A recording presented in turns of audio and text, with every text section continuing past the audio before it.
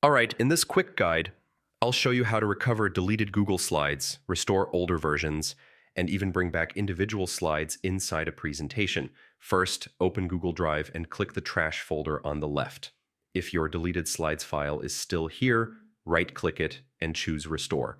If you don't see it, don't worry. You can still recover earlier versions. Just open the presentation you want to fix.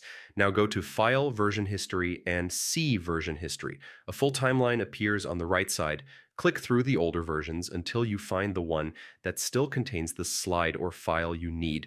When you find it, click Restore this version. If you only want one slide instead of restoring the whole file, just copy the slide from the older version and paste it into your current presentation.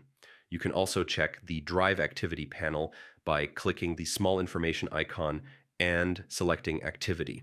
This shows who deleted what and when. And if the file was permanently deleted and none of these methods work, Google Workspace users can contact support for a recovery request. And that's how you recover deleted Google Slides files and restore missing slides. Thanks for watching.